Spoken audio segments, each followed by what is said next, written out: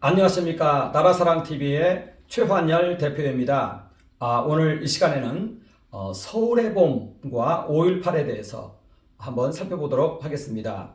서울의 봄을 중심으로 해서 살펴볼 거고요.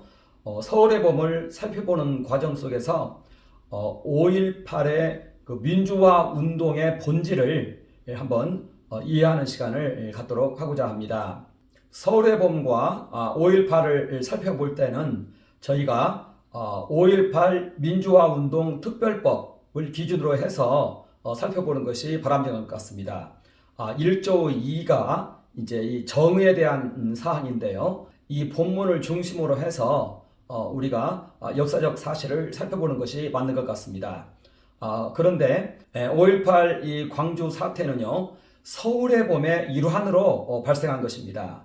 그러니까 서울의 봄을 통해서 김대중과 국민연합은 전국적인 봉기를 일으키려고 했습니다. 자, 그런데 5월 17일 24시 5.18이죠. 이때 계엄이 확대됨을 통해서 이러한 전국 봉기가 무산되었습니다.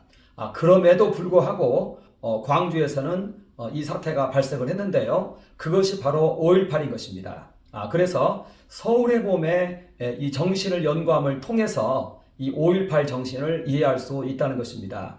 자, 그리고 서울의 봄은 선언문들이 있습니다.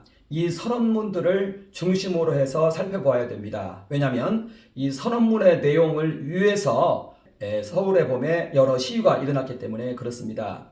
그러니까 선언문들이 바로 이 서울의 봄의 정신을 말하는 것이고 5.18의 그 정신을 말하고 있는 것입니다. 그래서 선언문들을 한번 살펴볼 거고요.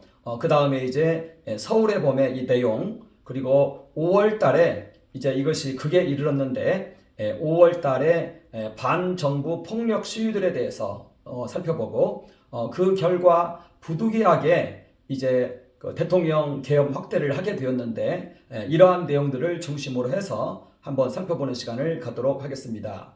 그래서 우리는 먼저 서론으로서 5.18 민주화운동 특별법 1조 2 이 내용을 한번 살펴봐야 되겠습니다. 1항이 바로 이제 정의를 말하고 있는데요. 이 법에서 5.18 민주화운동이란 해서 1979년 12월 12일과 1980년 5월 18일을 전후하여 발생한 헌정질서 파괴 범죄. 자, 그러니까 12.12 사태와 5.18을 헌정질서 파괴 범죄로 규정을 하고 있습니다. 그런데 이게 역사적 사실과 다르다면 우리는 그 역사적 사실을 제시함을 통해서 이 본문에 대한 수정 요청을 할 수 있겠죠. 그리고 여기에 대해서 이제 5.18 진압한 거에 대해서 반인도적 범죄라고 규정하고 있습니다. 대항하여 이것도 또한 마찬가지입니다. 그것이 반인도적 범죄인지 그 진압 과정을 살펴봄을 통해서 우리는 이게 역사적 사실과 다를 경우에 그것을 법률 개정을 요청할 수가 있겠죠. 대항하여 시민들이 전개한 민주화 운동을 말한다. 이렇게 되어 있습니다. 여기에서 이제 그 민주화 운동 이렇게 얘기를 했는데요. 여기에서 이제 그 민주화 운동이라면 12.12 사태와 관련한 민주화 운동, 그리고 5.18 관련한 민주화 운동 이렇게 포함이 되겠죠. 그런데 이 양자의 사건을 지금 모두 열거하고 있기 때문에 그 안에 있는 서울의 봄도 이 범위에 이제 포함이 됩니다. 자, 그리고 서울의 봄의 결과 5.18이 일어났기 때문에 이제 12.12 서울의 봄 5.18 이 전체를 놓고 이제는 민주화 운동이라고 칭하고 있는 것을 알 수가 있습니다. 자, 그래서 우리는 이제 5.18이 일어나게 된 배경이 이 서울의 봄입니다. 그래서 서울의 봄을 살펴봄을 통해서 5.18을 이해할 수 있다는 것입니다. 왜냐하면 서울의 봄이 각종 시위에 관한 내용인데요. 이때 모든 시위마다 선언문들이 있었습니다. 그러니까 그 선언문의 내용을 위해서 시위를 했다는 것입니다. 그러니까 그 선언문의 내용이 바로 그 시위의 본질을 말하는 것이고, 그리고 서울의 봄의 일환으로 이제 광주 사태가 발생을 했으니까 서울의 봄과 같이 이제는 이 광주 사태의 본질을 파악할 수 있다는 것입니다. 자, 그러니까 12.12 서울의 봄 5.18 이 전체를 대표하고 있는 그 정신이 결국은 서울의 봄이라는 것입니다. 그리고 서울의 봄의 그 본질에 대해서는 선언문에서 그 내용을 잘 말해주고 있다는 것입니다. 자, 그런데 이때 이 선언문을 분석해보면 이 놀라웠게도 이것은요 사회주의적인 그 선언서입니다. 그러니까 민중민주주의 운동과 관련된 선언문입니다. 민중민주주의를 다른 말로 표현하면 사회주의죠. 그러니까 결국 사회주의 운동인 것입니다.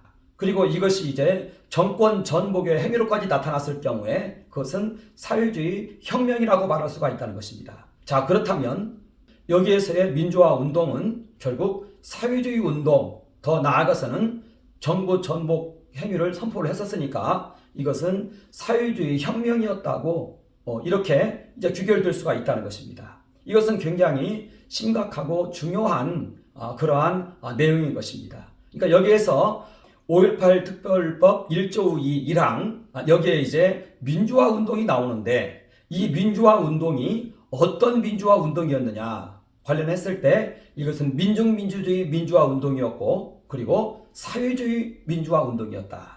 정부 전복 행위까지로 나타났으니까 이것은 사회주의 혁명이었다. 이렇게 말을 할 수가 있다는 것입니다. 대한민국 헌법은 자유민주주의 체제입니다. 그렇기 때문에 민중민주주의의 법률을 이렇게 법률로 등재할 수 있는 것은 아니라는 것입니다.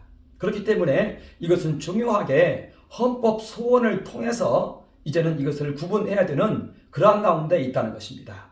자, 그래서 이제 우리는 이 서울의 봄의 각종 선언문들을 한번 좀 이해를 하고자 하는데요. 이 선언문에는요 중요한 하나의 배경이 존재합니다. 그래서 이 서울의 봄에 있는 선언문들을 이해하기 위해서는 먼저 그 출발점으로서 산업화 유신 대 매판자본 이론 이 양자를 먼저 이해를 해야 됩니다. 왜냐하면 이 모든 선언문들이 이 매판자본 이론에서 나왔기 때문에 그렇습니다. 그러니까 유신 반대 세력이죠. 이것을 우리는 지난 시간에 개략적으로 한번 살펴보았습니다.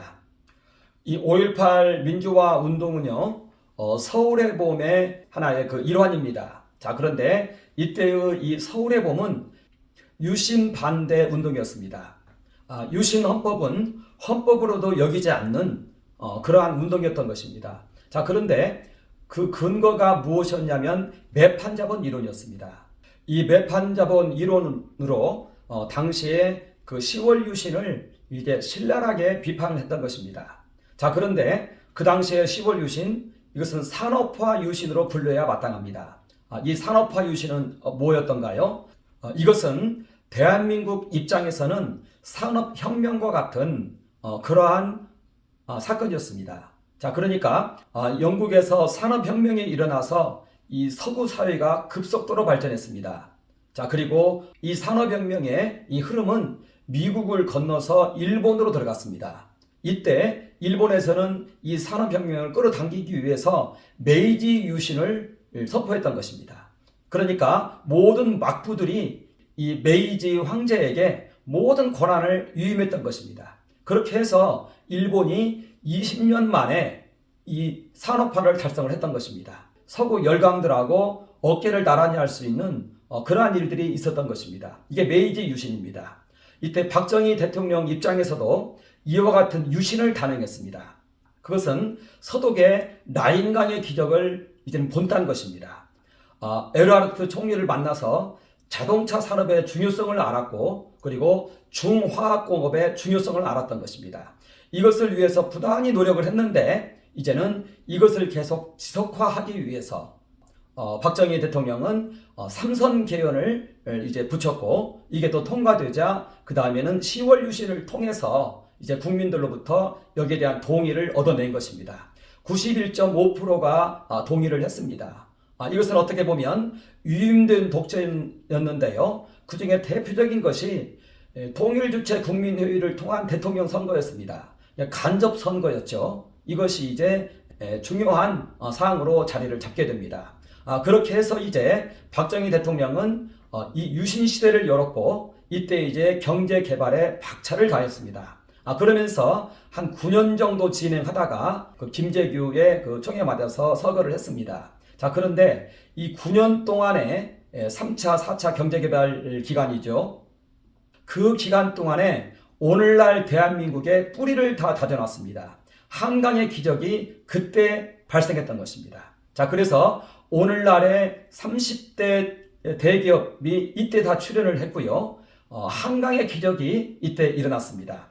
포항제철이 이때 나타났고요. 경부고속도로, 울산 석유화학공업단지, 또한 중공업, 화학공업으로 진출을 했고, 또 건설도 이때 세계적인 이 건설이 나왔고요. 그리고 율곡산업, 방위산업, 새마을운동, 산림녹화, 이 모든 것이 이때 다 발생을 했던 것입니다. 그러니까 이 10월 유신은 산업화 유신이었던 것입니다. 이것은 세계적인 사건이 되었습니다. 소유의 자유가 극대화된 사건이었습니다. 자유민주주의 열매가 애국심하고 결합했을 때 나타나는 폭발적인 산업 성장이 이때 나타났다는 것입니다. 자, 그런데 이때 이것을 반대하는 세력들이 있었습니다. 그것은 대체로 공산주의자들이었는데요. 이렇게 산업화를 위해서 해외로부터 막대한 자금을 이제 차관을 하기도 하고 이렇게 투자를 받아서 이 산업화를 시작을 한 것입니다. 자, 이때 매판 자본 이론이 나왔습니다. 여기서 매판이라는 것은 나라를 팔아먹는다는 뜻입니다. 어디에 팔아먹느냐? 자본주의의 이 자본에게 나라를 팔아먹는다. 이게 매판 자본 이론입니다. 빨치산 박현채가 이것을 창안한 것 같습니다.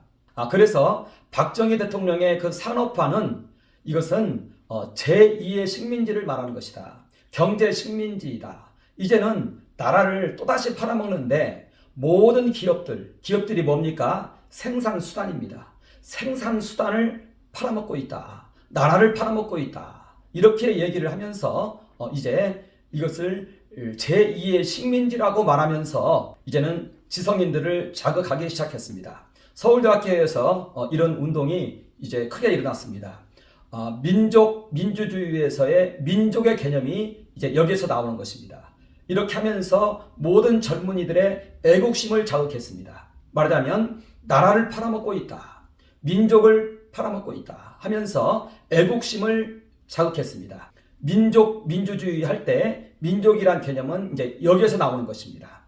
자, 그러니까요, 당시에 이 매판 자본 이론에 이제 현혹된 많은 젊은이들은요, 이 젊은이들이 이제 서울의 봄과 5.18의 주인공들이 되는데요, 이들은 전부 애국심으로 이 일을 했습니다.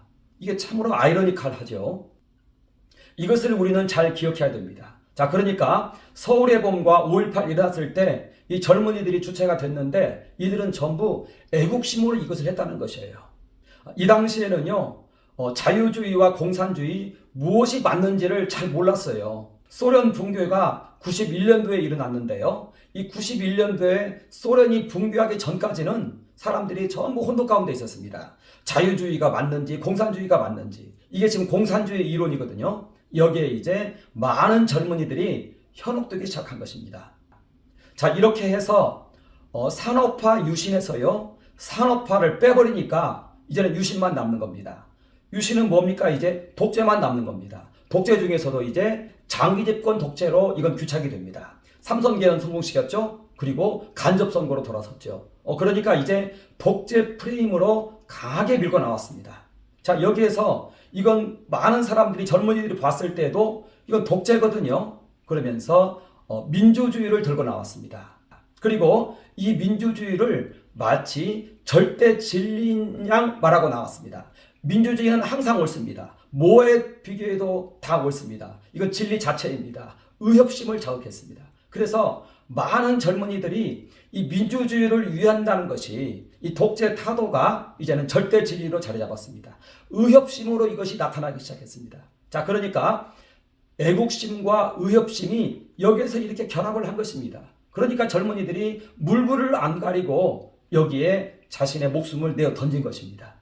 자, 그러니까 원래 산업화 독재였는데 산업화는 빠져버리고요, 독재만 나타난 것입니다. 그러면서 독재 반대편에 있는 민주주의를 절대 진리로 내세우고 민주주의를 말하면서 부들부들 떱니다.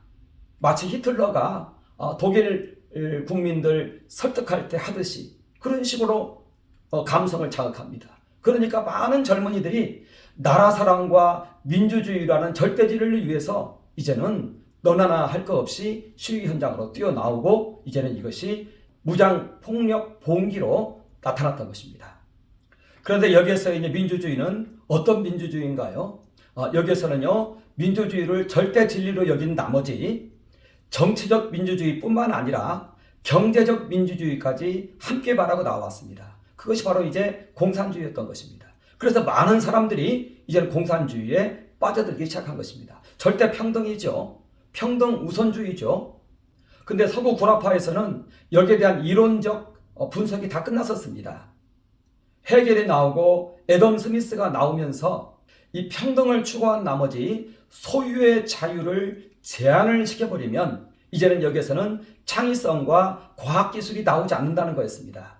소유의 자유를 허용할 때 우리 안에 있는 여러 가지 창의성과 과학과 기술이 출현을 하고 여기에서 기업이 나오고 여기에서 일자리가 나오고 여기에서 산업이 나온다는 것이 이미 애덤 스미스의 국부론을 통해서 이게 집대성이 돼 있었고 그리고 그것을 통해서 이제는 산업혁명이 꽃피어났던 것입니다. 그러니까 서구 구라파의 이 산업혁명은요, 과학과 기술만 가지고 이루어진 것이 아닙니다. 애덤 스미스의 국부론이 여기에 결정적인 작용을 했습니다. 박정희 대통령 입장에서 나라 사랑을 위해서 아주 몸부림치면서 달려가 봤는데 그 답이 산업화라는 것을 박정희는 알았던 것입니다. 그러니까 박정희 대통령 입장에서는요, 산업화 그리고 기업 이것과 애국심이 일치된 대통령이었습니다. 박정희 대통령은 이 나라 사랑이 특별했습니다. 각별했습니다. 정주영 회장하고 이제 한 말도 있습니다. 정주영 회장에게 조선소를 하시오 이렇게 얘기합니다. 정주영이 그럽니다. 아니 아무런 경험도 없는 사람에게 무슨 조선소를 하라고 합니까? 나는 못하겠습니다. 이렇게 얘기합니다. 그러니까 박정희 대통령이 이렇게 말합니다. 당신이나 나나 나라라는 재단에 목숨을 바쳤지 않소? 하시오. 이렇게 하면서 시작이 된 것이 현대조선소입니다. 이게 그 당시에 박 대통령과 기업인들의 이 정서였습니다. 그러니까 애국심에서 산업화가 이렇게 나온 것입니다. 이론에서 나온 것이 아닙니다. 박정희 대통령은 나라 잃은 서름 가운데서 이제 나라 사랑을 추구하면서 이렇게 이제 나와왔던 것입니다. 이것이 이제 부딪힌 것입니다. 그런데 이제 이론을 말하는 이 매판자본 이론 대학생들 경험이 없기 때문에 전부 여기에 속아 넘어갔던 것입니다. 자, 그런데 이 매판자본 이론은 어디서 나왔느냐? 이것은 통역당에서 나온 이론입니다. 그리고 난민전에서 나온 이론입니다. 이 당시에 통역당, 인혁당, 난민전은 이제 사실은 같은 단체입니다. 리더들이 서로 비슷비슷합니다. 그리고 이 구성원들이 서울의 봄을 주도한 것입니다. 그 서울의 봄 그리고 5.18은요 난민전하고요 민청학련의 민청협이라고 있습니다. 이 민청협이 이제 국민연합의 전유대 역할을 했습니다. 그러니까 국민연합과 난민전의 작품이라고 보면 됩니다. 자, 그런데 국민연합의 하위 조직과 같은 이 민청협은요 민청학련 사건의 출소자들입니다. 자, 그런데 민청학련 사건을 뭐라고 부르느냐? 제2 인혁당 사건이라고 부릅니다. 자, 그러니까 인혁당하고 이 사상적인 흐름이 같은 곳이에요. 이게 민청협이고 이들을 이용한 것이 국민연합인 것입니다. 자, 그리고 이 통역당의 출소자 중에서 이재문이가 이 난민전을 세웠습니다. 자, 그러니까 통역당, 인혁당, 난민전의 이러한 구성원들이 이제 서울의 봄을 주도하고 또 5.18을 주도했다는 것입니다.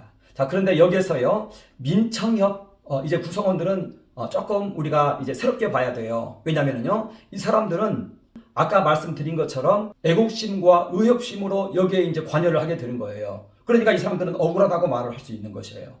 자신은 이게 공산주의인 줄을 몰랐다라고까지 말할 수 있는 겁니다. 그러니까 그런 사람들이 굉장히 많았어요. 민청협이 거의 많은 것들을 주도했는데요. 그 구성원들이 다 이와 같았다는 것입니다.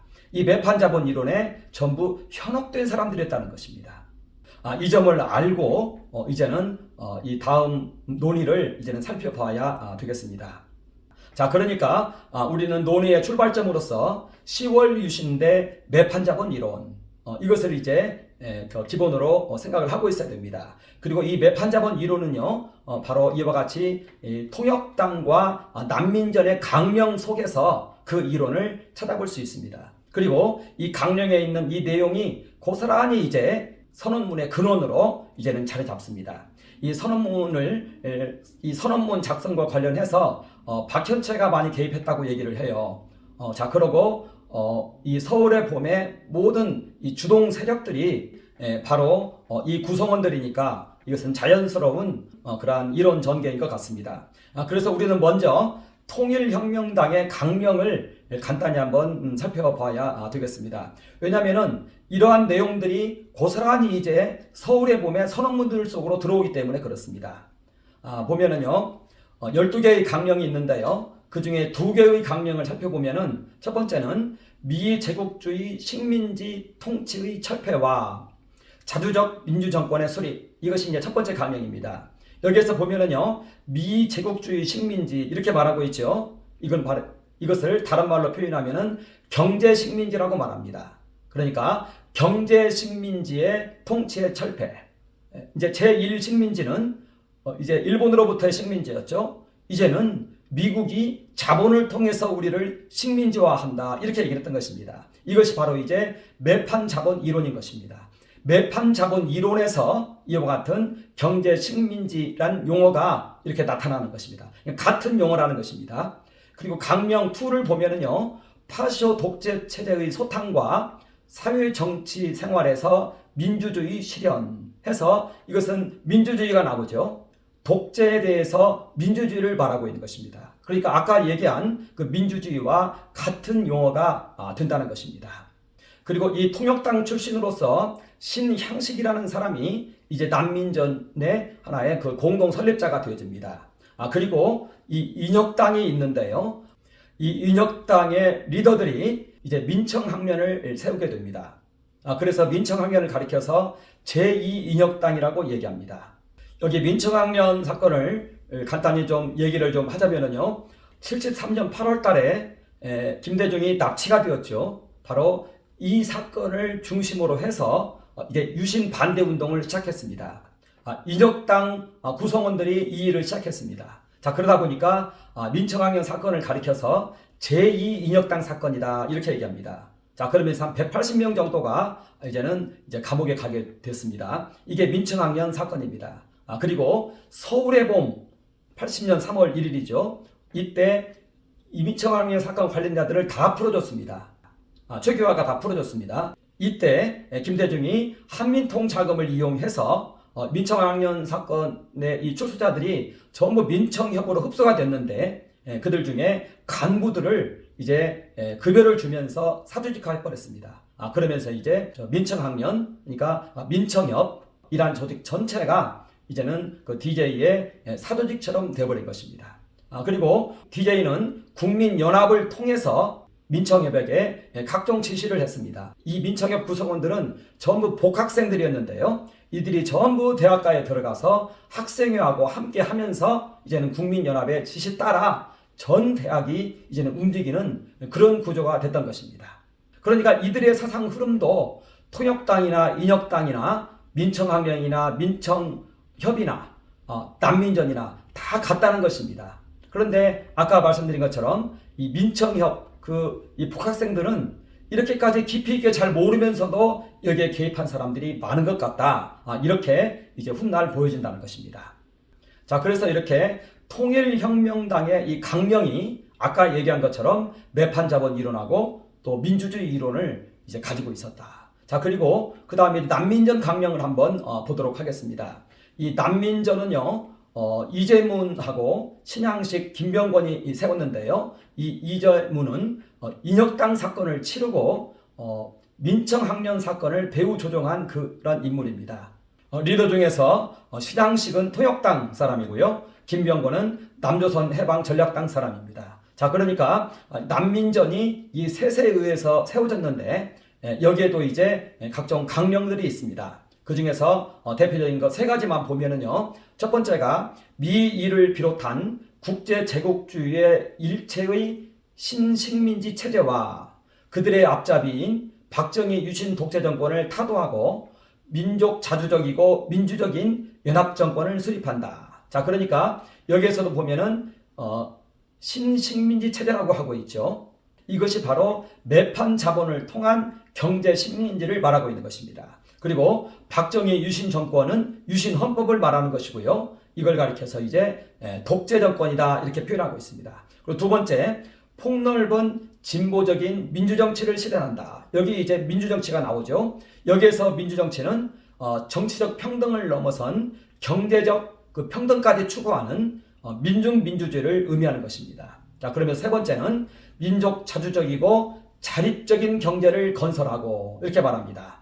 이것은 바로 유신 산업화를 반대하는 그러한 이론인 것입니다. 자, 그러니까 여기에서 이 강령도 앞에 있는 이 통역당의 강령과 비슷하죠. 자, 그리고 우리 여기에서 이제 난민전과 민청협이 이 그 서울의 봄과 5.18을 주도했습니다. 자, 그러니까 이 둘에 대해서 간략히만 한번 살펴보면은요. 난민전은 이 난민전의 이름부터 좀 잘 알아야 되는데요. 이게 74년도에 베트남이 이제 베트콩에 의해서 이제 베트남 내부에서 이제 게릴라전을 폈죠. 그렇게 해서 공산화를 이뤄냈습니다. 그것을 모델로 해가지고 설립된 단체가 난민전입니다. 자, 그러니까 난민전은 남한 내에 있는 이 베트콩을 말하는 것입니다. 그러니까 이들은 북한과 연계가 되어 있는 거예요.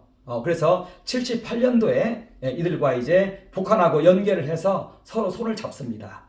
그게 78년 1월 달입니다. 그리고 78년 1월 달에 이렇게 손을 잡고요. 그때 이제 난민전에서는 이 전사라고는 용어를 씁니다. 김기숙을 이 광주로 파견을 해서 이제 이 김기숙이 들불야학을 시작하게 합니다. 다음에 이 들불야학에 이제 윤상원이 합류를 하면서요. 이게 이제 5.18을 일으킬 때 아주 중요한 역할을 합니다. 이 난민전은 북한과 연계가 되어 있습니다. 자, 그리고 민청협이 있는데요. 민청협은 국민연합 산하 조직인데 그런데 아까 말씀드린 것처럼 민청학년 사건, 말하자면 DJ의 납치 사건을 중심으로 해서 인혁당 리더들이 세운 조직입니다. 이들은 복학생 조직입니다. 그러니까 어떻게 보면은요, 이 구성원들 중에는 순수한 사람들이 많은 거예요. 아까 제가 매판자본 이론과 민주주의 이론을 통해서 설명드렸다시피 나라를 사랑하고 의협심의 일환으로 여기에 참여한 자들이 많다는 겁니다. 그리고 그 숫자도 많다는 겁니다. 그리고 이들은 전국 대학에 퍼져 있습니다. 그러면서 모든 대학가의 이 학생회를 이제는 일으켰던 것입니다. 이렇게 난민전과 민청협이 서울의 봄과 5.18의 이제 주동자들이 된 것입니다. 그런데 여기서 이제 난민전은 북한과 연계가 되어 있다 보니까 이제 광주 사태에서 외부 세력이 개입한 흔적이 보여요. 여기에 대해서는 이제 북한 개입 문제에 대해서 제기하는 이유가 이면에 이러한 것들이 있기 때문에 그렇습니다. 이 민청협은요, 민청학년 사건 관련 출소자들이 이 민청협을 이루었습니다. 서울의 봄 80년 3월 1일 서울의 봄 때 687명이 그 출소를 했는데요. 이 중에서 절반 정도가 민청학년 사건 연루자였다 이렇게 얘기를 합니다. 그리고 또 절반 정도는 난민전이었다 이렇게 얘기를 합니다. 여기 이제 난민전이 있고 민청협이 있는데 이제 난민전에 대해서는 또 다음 시간에 살펴볼 것이니까 여기까지만 살펴보도록 하고요. 어찌됐든 이들의 강령이 이제 서울의 봄 선언문에 반영이 됐다는 것입니다. 왜냐하면 구성원들이 같기 때문에 그렇습니다. 자, 그래서 이제 이러한 기본적인 것을 살펴봤으니까 이제는 이 선언문들을 한번 구체적으로 한번 살펴보도록 하겠습니다. 이제 첫 번째 살펴볼 이 선언문이요. 79년 11월 24일. 그러면은 박 대통령이 10월 26일 날 서거했으니까요. 이제 한 달 후네요. YWCA에서 유장 결혼식을 하면서 이제 결혼식이 아닌데 결혼식처럼 하는 것이죠. 그러면서 유신 헌법과 관련된 이제 반대 국민대회를 합니다. 유신 헌법 중에서 정치인들에게는 가장 문제가 되는 것이 통일주체 국민회의 대통령 선거였습니다. 국민들은 이거에 대해서 별로 불편하지 않았는데 이제 대통령에 출마하고 할 사람들 입장에서는 이제 이것이 이제 굉장히 크게 문제가 됐던 것입니다. 박정희 대통령의 이 독재를 말할 때는요, 이렇게 통대를 통한 대통령 선출하고요, 반공법을 통한 이제 공산주의자들을 이제 탄압하는 거, 이것이 이제 대표적인 그 두 가지였습니다. 그리고 이때 거국 민주내각 구성을 위한 성명서를 발표를 했는데요. 이때의 대회장은 함석헌이었고 그 외에 또 많은 사람들이 있습니다. 이때 김대중은 가택연금 상태에 있었기 때문에 배후에 있었습니다. 여기에서 이제 발표된 성명서를 한번 보도록 하겠습니다. 부산 마산을 휩쓴 부마 사태죠. 거대한 민중 봉기로 분출되었다. 그 결과 독재자는 처단되었고, 그러니까 여기에서의 독재자는 이제 박정희 대통령을 말하는 것이죠. 유신에 대한 태도가 이와 같았습니다. 민주주의를 위한 최후의 결정이 우리를 부르고 있다. 여기서 보면은 민주주의를 말하고 있죠. 이들에게 산업화를 빼버리면요, 독재만 남게 되는데 이 독재의 반대가 민주주의였던 것입니다. 이것만을 이야기하는 것입니다. 그러니까 이들에게 있어서 이것은 절대 진리인 것입니다. 산업화를 위한 독재, 이런 개념이 없는 상태라면 이 독재의 이유가 장기 집권을 위한 독재 외에는 남지 않습니다. 그리고 그런 방향으로 모든 여론을 몰고 갔던 것입니다. 우리가 만약 통대 선거를 방관하고 통일주체 국민회의를 통한 대통령 선거죠. 방관하고 유신 잔당들의 독재 연장 음모는 그대로 방치해 둔다면, 여기 보면은요, 유신 잔당이라는 표현이 나오죠. 이게 바로 이제 중요한 그 용어입니다. 유신 잔당이라는 용어는요, 유신을 이제는 절대 악으로 보는 것이고 잔당하면은 그의 이제 추종자로 보는 것입니다.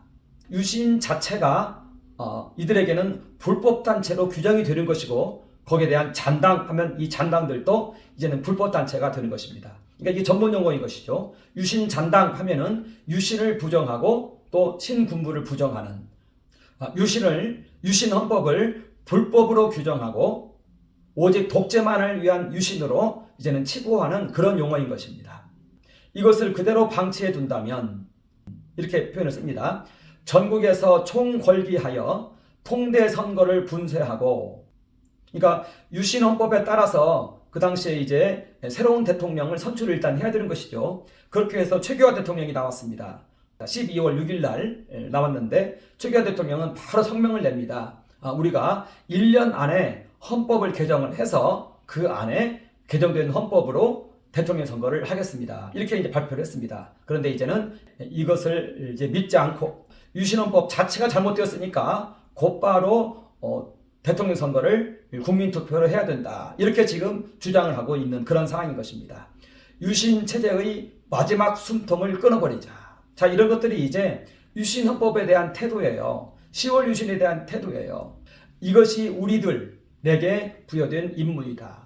여기서 우리들 보면은요, 이제는 민중들이 여기에 이렇게 나타납니다. 해서 YWCA에서 발표된 거국 민주내각 구성을 위한 성명서. 자, 이 내용이요, 이제는 5.18의 정신이 되는 것입니다. 왜냐하면은 이 내용이 계속해서 이제 나타나기 때문에 그렇습니다. 자, 그래서 5.18의 정신으로서의 YWCA 성명서다 이렇게 본다면은요, 이 내용은 고스란히 유신헌법을 부정하고 있다는 것입니다. 그리고 이 선언이 계속된 것이 이제는 서울의 봄인데, 유신 부정 목적으로 일어난 서울의 봄과 5.18로 이렇게 규정을 할 수 있다는 것입니다. 그러니까 5.18 특별법의 민주화 운동은 바로 이 운동이었다는 것입니다. 그러니까 5.18은 계엄 확대에 대한 봉기보다 오히려 유신 잔당들, 그러니까 유신과 신군부죠, 여기에 대한 봉기였다는 것이 더 적절한 표현이라는 것입니다. 자, 그리고 이제 또 두 번째의 또 유명한 성명서를 한번 보도록 하겠습니다. 1980년 1월 달인데요. 이때 서울대 총학생회에서 낸 성명서입니다. 그리고 이 성명서는요, 대학가에 있었던 이 성명서는 전부 이와 대동소이합니다. 왜냐하면 학생회장단들이 전국적으로 있는 학생 회장단들이 모여서 회의를 하고 어떻게 시위를 하겠다, 다 이런 방향으로 나갔기 때문에 이 성명서는 거의 유사한 것입니다. 그러니까 여기 있는 서울대 총학생회 성명서가 또 전체를 대표한다 이렇게 보아도 큰 과언은 아니라는 것입니다. 이 성명서는 우리 지난 시간에 사실은 한번 살펴본 것입니다. 그래서 개략적으로만 보도록 하겠습니다. 11.1에 대한 이해와 관련해서 역사상 조그만 승리에 도취하여 하잘것없는 전리품의 획득에 정신이 팔린 나머지 적의 주력부대에 대한 경계를 소홀히 하다가 하면서 이제는 신군부 세력에 대해서 이제 적의 주력부대 이런 표현을 씁니다. 이것은 이제 신군부를 향한 그러한 표현인 것입니다. 그리고 현 유신 체제를 유지하려는 과도 정부에 대한 경고하면서 유신 체제를 유지하려는 과도 정부와 하면서 이제 언론을 언급하고 그러면서 여기에 대해서 이제 경고를 합니다. 그리고 이제 세 번째는요, 유신 체제를 온전시킴으로써만 자기 존재를 관찰해 갈 수 있는 유신 매판 독점 재벌과, 지난 시간에 나눈 얘기죠. 유신 매판이라는 용어가 나옵니다. 10월 유신이 이제는 나라를 팔아먹는 그러한 자본에게 나라를 팔아먹었다 이런 표현인 것입니다. 유신헌법을 통해서 그리고 유신산업화 기관을 통해서 이제는 나라를 자본에게 팔아넘겼다. 이게 바로 유신매판이라는 의미입니다. 그리고 여기에 앞장선 존재가 독점 재벌이다 하면서 독점 재벌과 이렇게 얘기를 하고 민중 세력 간의 결전의 시기이다 이렇게 얘기합니다. 이것이 이제 5.18의 본질이 되는 것입니다. 자, 그러면서 우리는 유신 반동 세력을 민족의 공적으로 규정하여 민족적 성전을 선포한다. 프롤레타리아 혁명을 선포를 하는 것입니다. 그러니까 이 성명서가 갖는 의미는요, 이 내용 따라 서울의 봄이 진행이 되었다는 겁니다. 자, 그러니까 이것이 바로 이제 그 서울의 봄의 그 시위의 본질이 된다는 것입니다. 자, 그리고 이제 80년 3월 1일자로 이제 687명의 시국 사범들이 이제는 출소를 하게 됩니다. 이걸 가리켜서 서울의 봄이라고 합니다. 이 중에 절반 정도가 이제는 민청학연 사건 관련자들인데요. 이들이 다 민청협으로 흡수가 됩니다. 그리고 김대중은 한민통 자금을 이용해서 이제는 그 민청협 이 간부들을 이제 사조직화하게 됩니다. 그래서 민청협 전체가 이제는 이 김대중의 국민연합에 이제는 복속하게 된 것입니다. 이들이 전부 대학가로 가서 이제는 막 시위를 주도하기 시작합니다. 이때 이 시위의 주제가 바로 이 내용이었다는 것입니다. 3월, 4월 이 2달 동안 진행을 했는데 이게 전국적인 대학가에서 4월 달의 경우에는요 106개 대학에서 이제는 시위가 일어난 것입니다.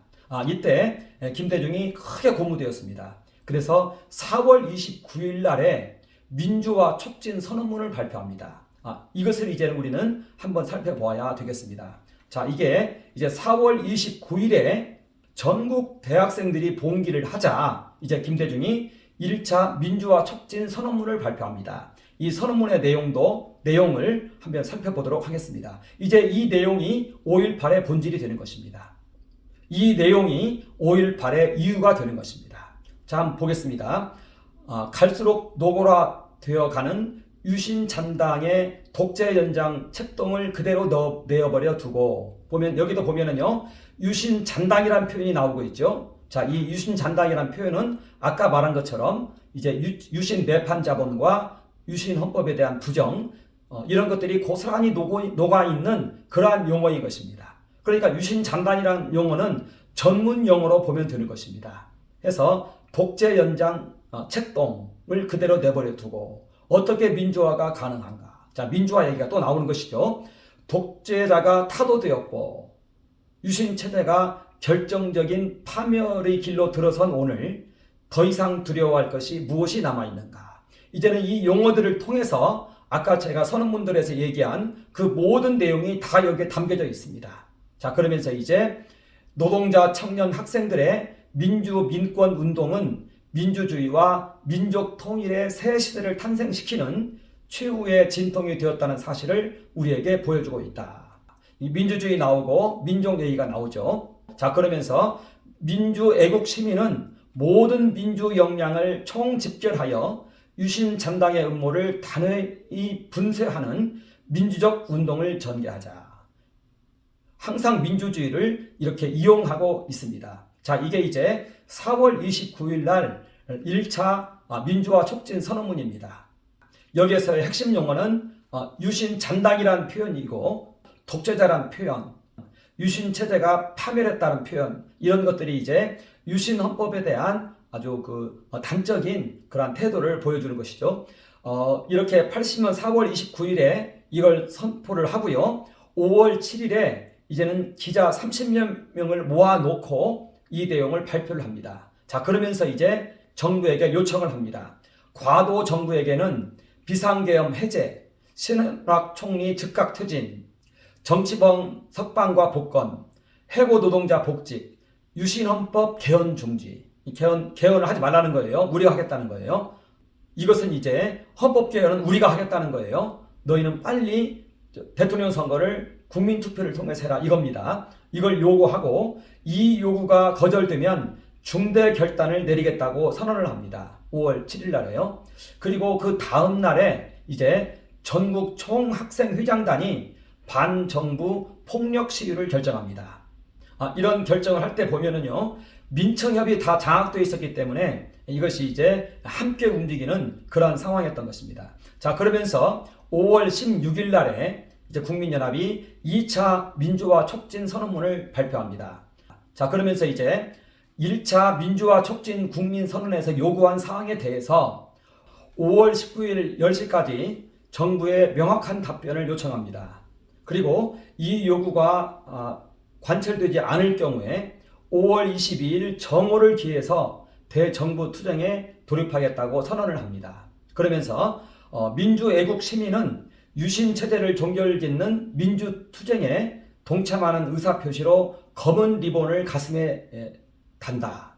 그리고 비상계엄은 무효이기 때문에 국군은 비상계엄령에 의거한 일체의 지시에 복종하지 말라. 그리고 애국 시민은 5월 22일 정오에 서울은 장충단 공원에서, 지방은 시청 앞 광장에서 민주화 촉진 국민대회를 개최한다. 이렇게 이제 또 발표를 하는 것입니다.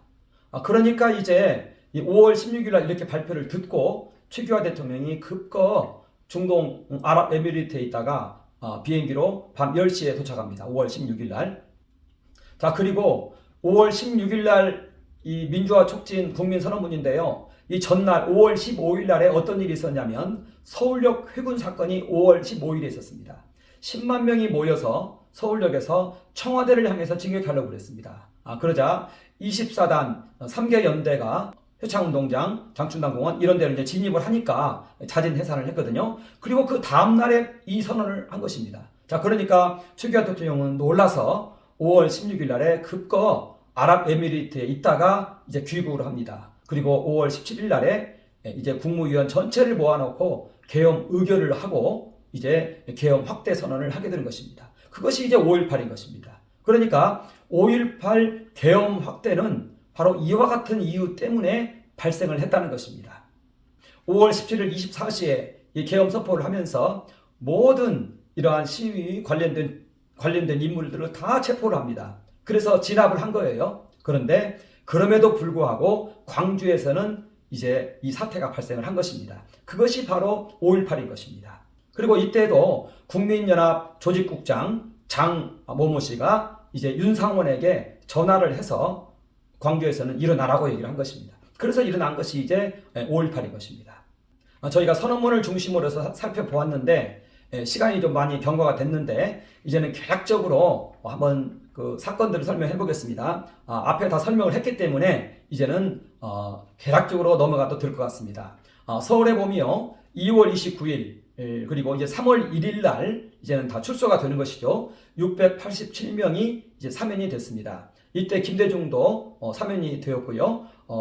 이 687명 중에 절반 정도가 민청학년 관련자, 나머지 절반은 난민전 관련자들이었습니다. 그리고 이 민청학년 관련자들, 이들은 김대중 납치 관련해서 인혁당 세력들이 김대중 편에 서서 유신 반대 운동을 한 그러한 사건입니다.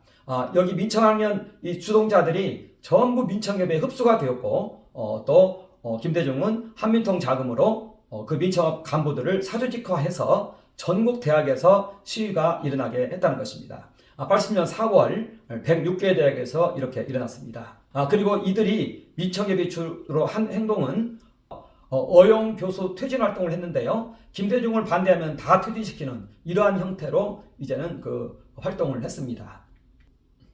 그래서 이제 전국적으로 전국 모든 대학에서 이런 학생 시위가 일어났는데요. 4월 달에는 주로 이제 김대중은 학생 추도식이나 강연회나 이런 데 가서 이제 주로 했습니다. 그리고 이것이 끝나면은 이제 어김없이 이게 시위로 이제는 이어지는 것입니다. 자, 그러면서 4월 달에 불처럼 전국 대학에서 일어났는데요. 106개 대학에서 학생 시위와 농성이 이제 일어났던 것입니다. 민청협 그러한 구성원들이 모든 그 학생회를 복학생으로서 장악하고 있었기 때문에 이제는 전국적인 대학에서 이런 일들이 일어난 것입니다. 자, 그러다가 이제 4월 29일 이제 국민연합 김대중이 상당히 이제 격앙이 된 것입니다. 전국적으로 대학에서 이렇게 일어나 주니까 여기에 대해서 이제 흥분을 한 것입니다. 그러면서 1차 민주화 촉진 선언문을 이제는 발표를 합니다. 아까 저희가 살펴본 내용이죠. 그러고 5월 들어서 5월 1일 날에 북악파크 호텔에 모여서 혁명 내각 구성을 착수를 합니다. 이때 이제 결정된 것이 5월 중순경에 한국민주제도 연구소를 세워서 이제는 내각을 구성하기로 이제는 결정을 한 것입니다. 그러면서 아까 말씀드린 것처럼 5월 7일 날에는 30여 명의 내외신 기자들을 불러서 1차 민주화 촉진 선언문을 발표를 합니다.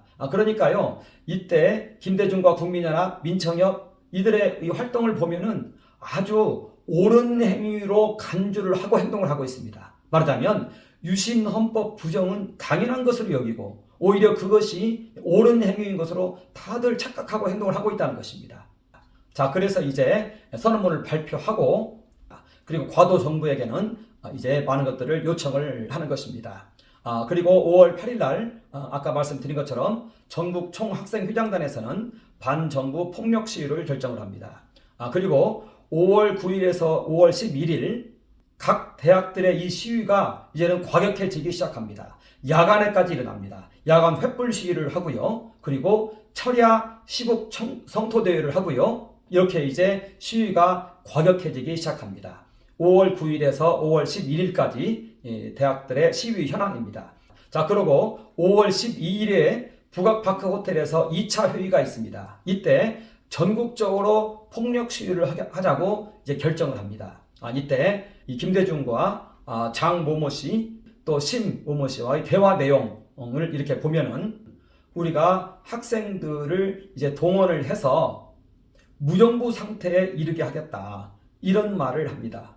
그러자 김대중은 알았다 이렇게 이제 이야기를 합니다. 그러면서 이제 5월 13일부터는 이제는 폭력 시위가 결정이 되어지고 이제는 아주 과격하게 이제 이루어지기 시작합니다. 5월 13일 날에 고대 학생회관에서 33개 대학의 전국 총학생회장단들이 모여서 이제 이런 내용들을 폭력 투쟁을 하자고 결정을 하게 되는 것입니다. 자, 그러니까 당시에는요, 모든 대학들이 한 자리에 모여서 이렇게 결정을 하고 가서 시위를 하는 이러한 상황이었던 것입니다. 이러한 모든 것을 다 민청협이 주관을 했다는 것입니다.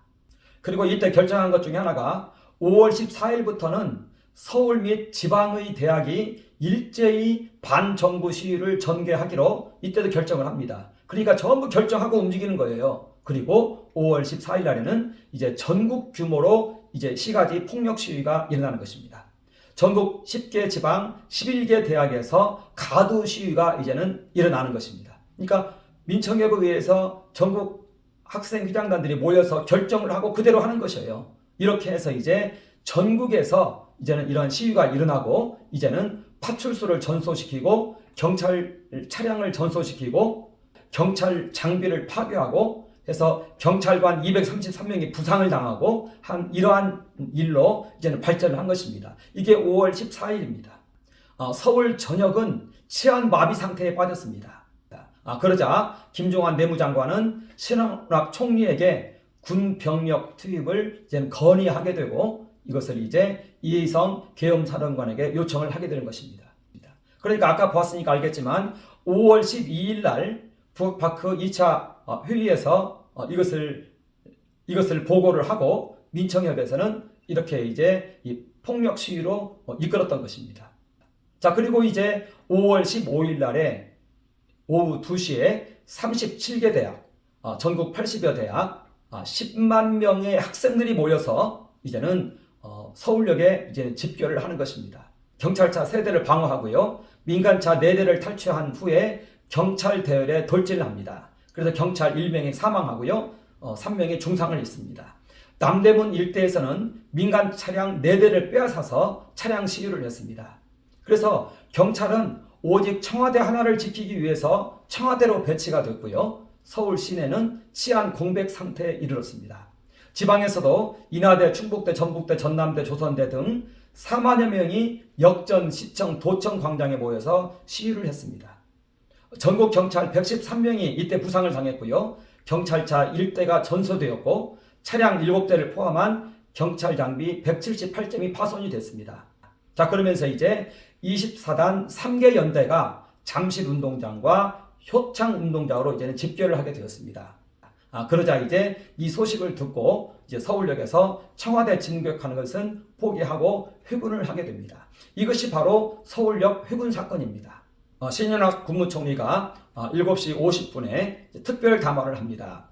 늦어도 연말까지 개헌안을 확정하고 내년 상반기에 양대 선거를 실시하겠다. 정권 이양을 꼭 약속하겠다. 이것은 계속 반복적으로 이렇게 선언을 했던 내용이에요. 학생들은 정부 약속을 믿고 자숙해 줄 것을 당부했습니다. 그런데도 이러한 것들은 수그러들지 않았습니다.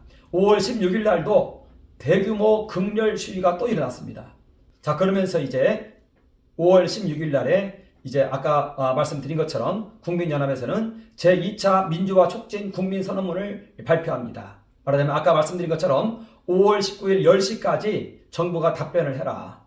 만약에 이것이 미관철 시에는 5월 22일 정오를 기해서 대정부 투쟁에 돌입할 것이다. 비상계엄은 무효다.